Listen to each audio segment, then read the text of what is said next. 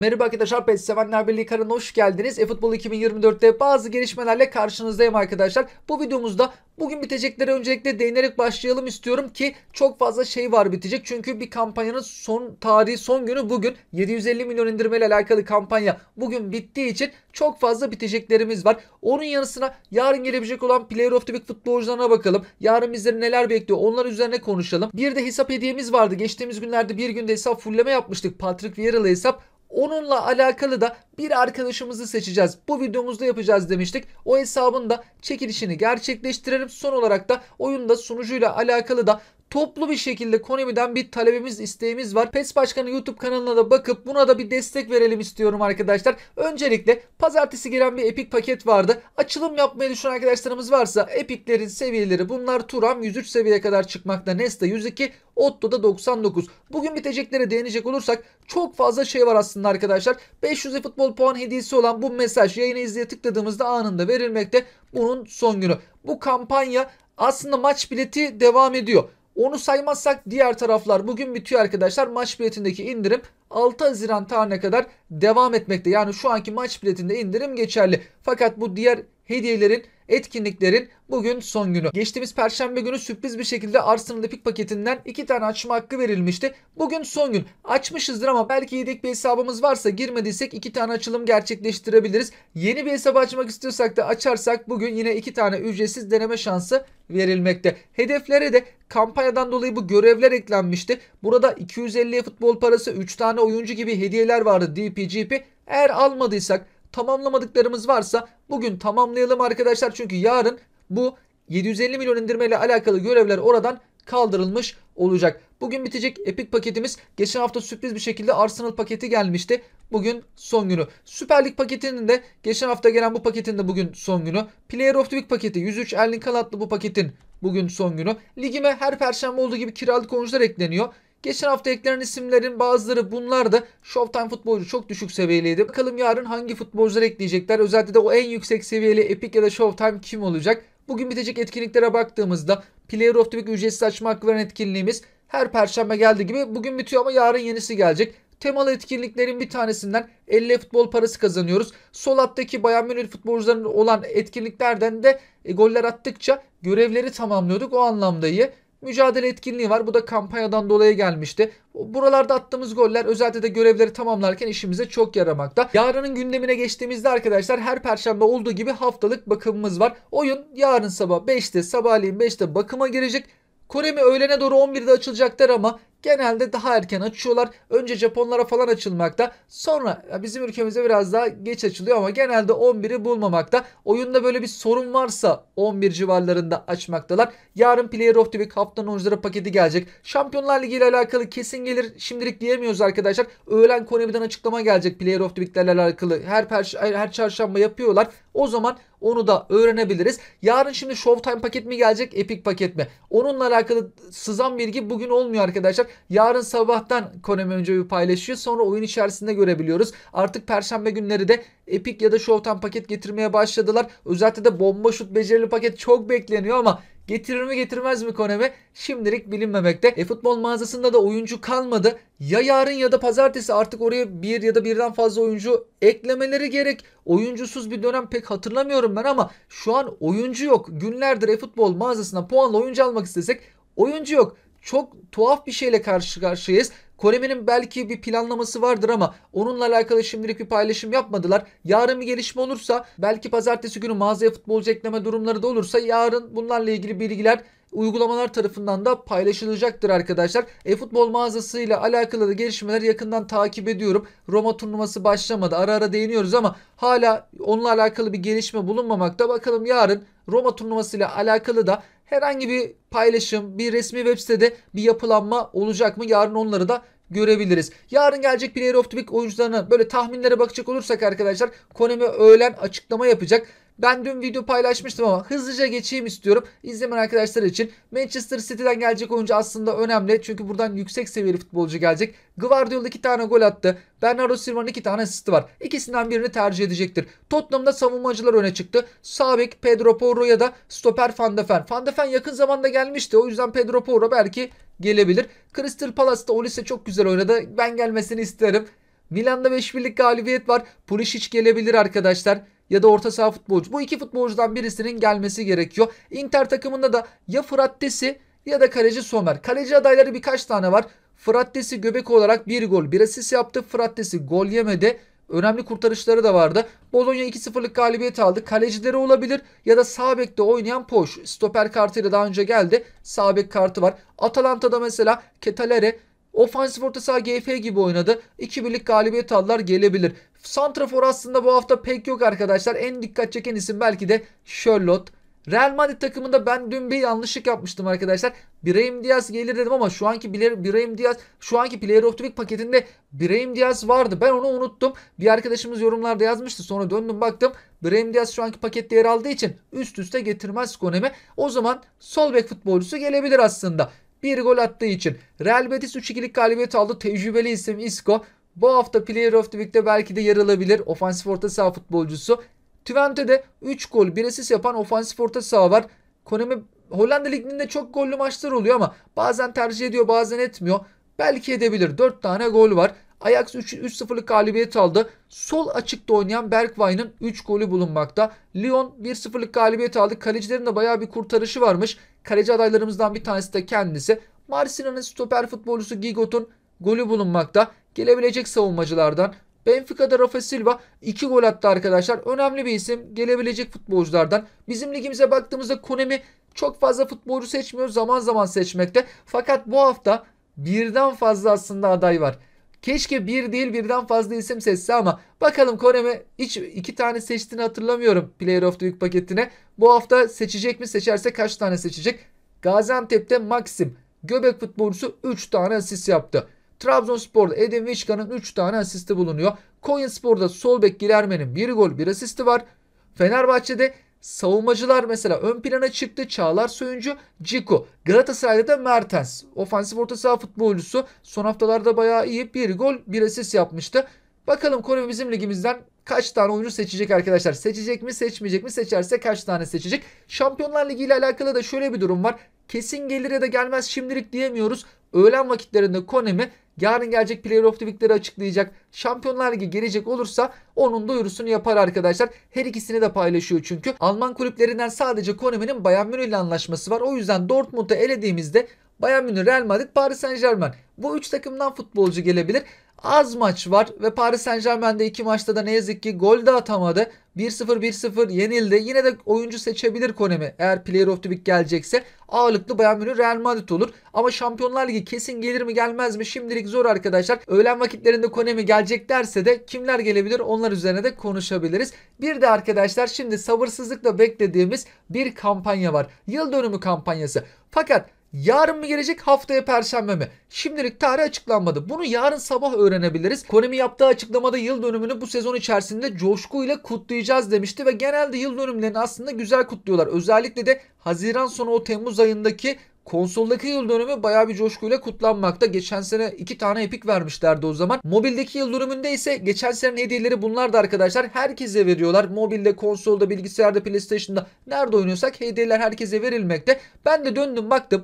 Birinci yıl dönümü. Hem de bir tarihe bakalım istedim. Oyunun çıkış tarihi arkadaşlar mobilde 24 Mayıs 2017. Şu an tarihlerimizi de ben göstermek istiyorum ama ondan önce sağ taraftaki de birinci yıl dönümünün kampanyası. Şimdi aslında çok böyle etkileyici bir kampanya gibi durmuyor. Şimdi bazen geçen sene mesela Showtime verdiler, eFootball paraları, GP'ler, DP'ler ama eskiden ya bir tane futbolcu bile çok değerliydi. Seviyeler bu kadar da yüksek değildi ve bazı futbolcular yüksek seviyeliydi. Şimdi seviyeler 104'e, 106'ya kadar mesela çıktı. Seviyeler gitgide arttı. Eskiden böyle bir şey yoktu. O zamanki heyecanlar da bir başkaydı. Gitgide yıllar geçtikçe hediyeler değişti. Bazı seneler güzel kampanyalar oldu. Bazı seneler hayal kırıklığı oldu. Oyunda kampanyalar arkadaşlar genelde perşembe günü gelmekte. Özellikle de bu yıl dönümü kampanyaları perşembe günü geliyor. Ve yarın ayın 16'sı. 24'ü oyunun yıl dönümü. Konami yarın da getirebilir. Hazır bugün kampanya bitti. Yarın yeni bir kampanya getirir. 3 hafta falan da yapıp belki 6 Haziran'a kadar bile denk getirebilir. 6 Haziran'da yeni sezona geçeceğiz. Haftaya da getirirse bir şey de diyemeyiz. Haftaya da getirebilir aslında. Keşke yarın yıl dönümü kampanyası gelse arkadaşlar. Şimdilik tabi bununla alakalı Konami'den paylaşım yok. Sabahleyin paylaşıyorlar. Yarın sabah Olur da yarın yıl dönümü gelirse Konami duyurusunu yapıyor. Ya yarın ya da haftaya Perşembe yıl dönümü kampanyasının başlaması gerekiyor.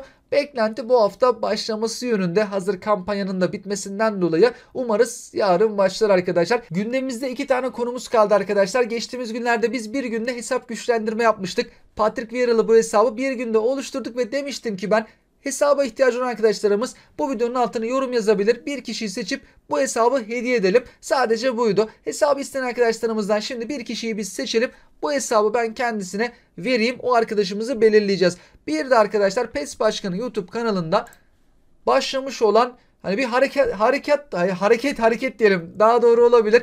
Konami'ye şimdi oyunda sunucudan kaynaklı çok sorunlar yaşıyoruz ve hep Arap rakiplerle eşleşiyoruz. Çünkü bizleri aynı sunucuya yerleştirmişler. PES zamanında böyle bir şey yoktu. E-futbolda biz aynı sunucudayız ve sunucuya da uzak olduğumuz söylenmekte. Ondan dolayı da bağlantı kopmaları fazla yaşanmakta. Biz bu sunucudan çok çekiyoruz oyunlarımızda. İnternetimiz ne kadar iyi olursa olsun PlayStation'da, bilgisayarda ya da mobilde akıcı bir oyun olmuyor, takılmalar falan olmakta. Eğer bizim internetimizde herhangi bir sorun yoksa sunucudan kaynaklı sorunlar genelde bu olmakta. Bundan dolayı da PES Başkanı hocamız YouTube'da birkaç video yayınladı. Bizlerden de destek istedi aslında. Hep birlikte arkadaşlar böyle binlerce mesaj atarsak Konami'ye belki istediğimizi yaptırabiliriz. O da şu İngilizce mesajı atmamız gerekiyor. Hep birlikte binlerce insan belki atarsak Konami bununla alakalı bir şeyler yapabilir. Önce ben bir mesajı okuyayım. Biz Konami'den ne isteyeceğiz? Toplu mesaj atacağız ama ne istiyoruz onu bir okuyayım. E-futbol için Türkiye'de bir sunucu istiyoruz. Başlığımız bu. Sevgili Konami, son birkaç yıldır eşleştirmede sorun yaşıyoruz. Bu da oynarken sorun yaşamamıza neden oluyor. Ve çoğu rakibimize karşı bağlantı dezavantajıyla karşı karşıya kaldığımız için oyundan eskisi gibi keyif alamıyoruz. Sebebi ise Türkiye için bir sunucumuzun olmaması ve uzak sunuculara bağlanmamızdır. Diğer ülkelerin sunuculara yakın olması oyun sırasında bize bağlantı dezavantajı sağlıyor. Türk camiası olarak sizden bu oyundan eskisi gibi keyif almamızı sağlayacak bir sunucu vermenizi rica ediyoruz. Türkiye geneline verdiğiniz değer için, Türkiye Süper Ligi'ne verdiğiniz değer için de teşekkür ederiz. Gelecek yıl oyuna Türkçe spiker ve Türk destansı oyuncuları dahil etmenizi rica ediyoruz. Lütfen bu istekleri dikkate alın, saygılarımla. Bu mesajı arkadaşlar toplu bir şekilde binlerce insan atarsa belki Konami bu konuda biraz daha duyarlı davranır. Belki yani bir şeyler yapar diyoruz. Çünkü bizim ligimize ait aslında Süper Lig yine daha fazla etkinlik getirmeye başladılar. Bu sene bunu yaptılar. Geçen senelerde böyle bir şey yoktu. Belki devamı da gelebilir. Şimdi videoyu izleyecek olursak arkadaşlar nasıl bir form dolduracağız? Sayfa buradaydı. Sayfamız bu. Ben bu linki açıklamaları videonun açıklama kısmına eklerim ama YouTube uygulamasından girerseniz kopyalama yapıştır yapmıyor arkadaşlar. Chrome'dan yani hangi internet tarayıcısını kullanıyorsanız bu videoya ya da PES Başkanı videosuna oradan gitmeniz gerekiyor. Çünkü YouTube uygulamasında kopyalama olmamakta. Bu formu nasıl dolduruyoruz? Hemen şöyle göstereyim arkadaşlar. Hatta burada da aynısını açalım. Sonra şurada ilerleyelim. Buraya ID yazılması gerekiyor. ID'yi de burada göstermişti PES Başkanı. Kullanıcı bilgileri sayfasında. Oyunda ekstra destek kullanıcı bilgileri bölümü var ya arkadaşlar. Oraya girdiğimiz zaman kullanıcı detaylarına tıkladığımızda sağ üstte yazmakta. Böyle AS harfiyle başlıyor. Bende ASA gibi bir şeyle başlıyor ama kişiden kişiye bu değişmekte. O kimlik bilgisini buraya yazmak gerekiyor ama araya tire koymamak lazımmış. Tiresiz orada sağ üstte göreceksiniz. Tireli bir şekilde tiresiz şu ID kısmına yazmamız gerekiyor. Sonra tekrardan forma gelecek olursak nasıl doldurulduğuyla alakalı. Burada username oyundaki kullanıcı adımızı yazabiliriz arkadaşlar. Mesela bende PSB YouTube diye geçiyordu.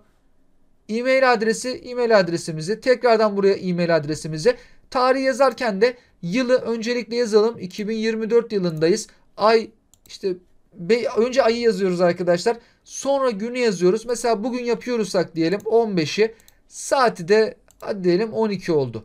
Şimdi burada arkadaşlar cihazlarda mobil yok ama yine biz de desteğimizi sunalım. Burada yapılacak herhangi bir değişiklik, yenilik mobili de etkileyebilir. Biz buradan en azından birisini tercih edelim. Bilgisayarda mesela oynanıyorsa Steam ya da PlayStation'da.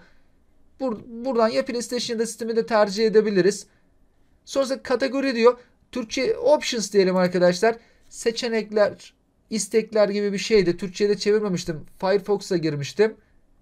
Sonrasında devam ettiğimizde burada internete nereden bağlanıyorsunuz diyor. Şurası Türk Telekom, Süper Online gibi operatör ismi. Çok da önemli değil ama eğer fiber kullanıyorsak bunu, ADSL kullanıyorsak da bunu tercih edebiliriz. Çok da yani Konami bunları tek tek inceleyecek de değildir. Herhangi birini de seçebiliriz. Fiber kullanıyorsak bunu tercih edebiliriz. Kablolu mu wireless mi kullanıyoruz? Bu ikisinden birini ona göre tercih edebiliriz. Şimdi buraya geldiğimiz zaman da arkadaşlar bu mesajı yapıştırmamız lazım. Ben de galiba seçili miydi en son? Seçiliydi. Bu İngilizce mesajı yollayalım arkadaşlar. Ne kadar çok yollarsak en azından Konami'nin belki dikkatini çeker. Belki bir şeyler yaparlar. Umarız yani karşılık keşke verseler. En azından biz elimizden geleni yapalım arkadaşlar. Konami Süper Lig'e biraz daha değer vermekte. Paketler getiriyor, etkinlikler getiriyor. Eskiden bunları yapmıyordu. Showtime paketi bile örneğin getirdi. Umarız bu sefer bizim isteklerimizi, taleplerimizi kendileri olumlu karşılar. Buradan da PES Başkanı kanalından da hatta videosundan da detaylı bir şekilde yine izleyebilirsiniz arkadaşlar. Form doldurması bu şekildeydi. Bu sitenin linkini de yine ben bu mesajı da bu videonun altına da eklerim. PES Başkanı YouTube kanalından da oradan da alabilirsiniz. Ama uygulamayla girmemek lazım arkadaşlar. Chrome'dan internet tarayıcısından videoya girdiğimiz zaman kopyalama yapabiliyoruz. Aksi halde kopyalamaya izin vermemekte. Son olarak bu hesap hediyemiz için de bir arkadaşımızı seçelim. Şuradan kopyala dedik videonun linkini.